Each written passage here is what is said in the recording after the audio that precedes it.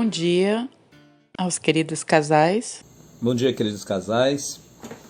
Hoje estaremos meditando em Efésios 5, 22 e 23. As mulheres sejam submissas ao seu próprio marido, como ao Senhor, porque o marido é o cabeça da mulher, como também Cristo é o cabeça da igreja, sendo esse mesmo o Salvador do corpo. O título do nosso devocional é Uma Palavra aos Maridos. Ser o cabeça do lar não quer dizer ser o tirano, o autoritário, a força coercitiva dominante. Também não significa passividade feminina submetida ao controle masculino, nem a voz determinante subjugando a parceira silenciosa. Em sua atuação, ele deve criar uma parceria de igualdade, sob uma cabeça inteiramente soberana e responsável, que é Cristo. Ele desempenha seu papel recebendo ordens e orientação do cabeça. Seu modelo é Jesus, e ele caminha em direção à semelhança ao caráter de Cristo. O apóstolo Paulo nos ensina que ele, o marido, deve amar sua esposa como Cristo amou sua igreja. Este é o seu desafio maior. Amar sua mulher quer dizer providenciar oportunidades para que ela cresça em experiência pessoal para atingir todo o potencial dado e planejado por Deus a seu respeito. Vejo então a função de pastor que o marido precisa exercer, esforçando-se para que ela se torne uma pessoa realizada. Qual deve ser a resposta da esposa diante da liderança amorosa de seu marido? Há muitas que não têm esse privilégio e para elas também darei em outro devocional uma palavra. Neste momento, porém, vamos falar à mulher que tem o privilégio de ter o amor e afeto de seu esposo e seu empenho em fazê-la uma pessoa melhor. Ela deve louvar a Deus por isso. Sou casada e meu coração está feliz. Dou graças a meu Senhor pelo amor e proteção de meu marido. Sou grata pela harmonia e paz que existe em nossa casa. Agradeço porque meu esposo me ajuda, me conforta, me ama. Meu marido está ao meu lado quando preciso dele. Ele está por trás de mim, me sustentando e encorajando naquilo que preciso realizar. Não tenho de enfrentar minhas lutas e dificuldades sozinha. Não importam quais sejam as nossas diferenças e tribulações, eu louvo a Deus pelo meu marido e pelo meu casamento. Junto de meu Deus e de meu esposo, sou uma mulher realizada. Não estou só. Uma gratidão de uma esposa pelo seu marido.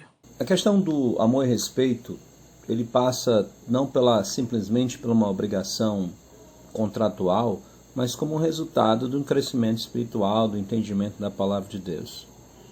De fato, muitas vezes quando se ouve sobre a submissão feminina ou a liderança masculina, devido até inclusive às narrativas, às propostas que os progressistas fazem hoje em dia contra esse pensamento bíblico, a gente tende a tentar driblar algumas coisas e pensar, será que é assim mesmo? Uma vez eu perguntei para um jovem sobre um jovem culto sobre a questão de um pastor que disse que se a gente continuar pregando sobre que a mulher deve ser submissa ao marido, a gente estará perpetuando machismo, violência contra a mulher. E ele disse, tem um fundo de verdade. Eu digo, qual verdade é esse fundo? E ele não soube me responder. Porque, de fato, quando Deus dá na sua palavra as ordens, os princípios, é o melhor para a humanidade. No entanto, não devemos descartar o fato de que há muita falta de compreensão correta sobre isso.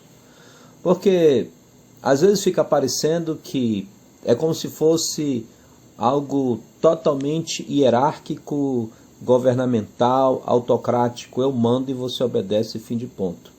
Essa nunca foi a ideia, no princípio de todas as coisas. Esse lar criado por Deus no Éden era um lar em harmonia.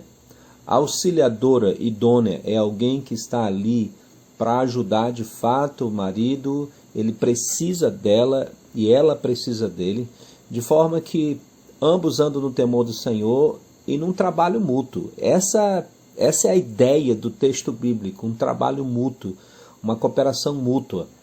Tem muitas vezes no lar, eu aprendi isso a duras penas, que eu preciso ouvir a minha esposa. E há momentos que ela sabe que precisa confiar na minha decisão. Isso a gente vê claramente até mesmo na vida de Sara, porque Sara é o exemplo de mulher que obedeceu ao marido, mas chega um momento em que Deus diz para Abraão: escute a sua esposa. Por quê? Porque o que Sara estava dizendo estava dentro dos planos eternos de Deus e dentro do princípio, ou melhor, dentro da vontade decretiva dele. Por mais que parecesse naquele momento algo até que iria contra a cultura, porque de uma certa maneira iria contra a cultura, mas Sara estava vendo algo mais além. E Deus diz a Abraão: pode atender a Sara, porque em Isaac será chamada a tua descendência. Deus usa as nossas esposas para nos fazer voltar para o caminho certo e acertar o caminho. E quando a gente vai desenvolvendo, a gente vai percebendo que essa questão de liderança, liderado, no caso de um homem e mulher, é uma coisa muito, muito boa, porque é um trabalho conjunto, é um trabalho mútuo. Às vezes quando a gente fala sobre esse assunto, submissão, a liderança, parece que fica uma coisa muito ríspida e seca: olha, eu faço, você obedece, eu não posso dizer nada porque ele quer o líder. Não funciona assim, nenhum lar, nenhum casamento vai funcionar bem assim, porque alguém tem que ser anulado. Nesse caso, se fosse assim, toda esposa perderia sua personalidade. E tem algo que a gente tem que levar muito em consideração. Nós casamos com essa pessoa por conta da personalidade que ela tem. A personalidade dela nos atraiu, só que personalidades têm seu lado bom e seu lado ruim. A mesma coisa a esposa, casou com esse homem por conta da personalidade dele, mas essa personalidade tem coisas boas e ruins. Veja só, eu creio que tem momentos em que a irmã Melanie gostaria que eu fosse um pouquinho mais sensível, pelo menos. Não estou dizendo que seria o suficiente, só um pouquinho, né? Para poder dar um tempo para ela respirar. Mas, por outro lado, ela mesmo testemunha que o que ela gosta em mim também é o fato de que eu sou uma pessoa decidida. Mas essa pessoa decidida muitas vezes também é uma pessoa emburrada. Então tem seu lado bom e seu lado ruim. Da mesma forma, eu já conheço mulheres que apreciam muito a sensibilidade de seus maridos, como eles são gentis, como eles são românticos, mas já percebem que ele tem às vezes dificuldade de tomar certas decisões, onde eles deveriam tomar frente e poupar a dor de cabeça ou a dor ou essa pressão sobre a esposa. Por essa razão, o lar é uma comunicação constante, um trabalho em conjunto. A esposa deve saber bem quando ela deve parar de insistir, quando ela deve parar de estar repetindo as mesmas coisas, porque ela está atrapalhando a liderança do seu esposo.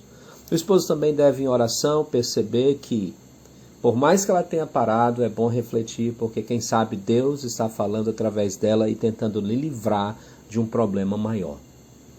É assim que funciona, amor e respeito.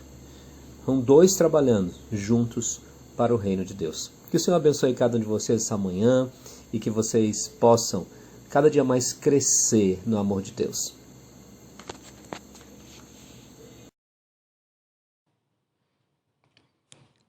Pense nisso. Ó Senhor, Deus de toda graça, nos ensine como viver em harmonia conjugal. Ajude os maridos a encararem suas esposas com honra e como parceiras de alto valor. Ajude as esposas a cultivar sua beleza interior e seguir a liderança de seus maridos com sabedoria. Senhor, sabemos que o suprimento de sua graça nunca se esgotará, pois confiamos e conhecemos Jesus Cristo, que é cheio de graça. Ajude o casal a apropriar-se dessa graça hoje. Amém.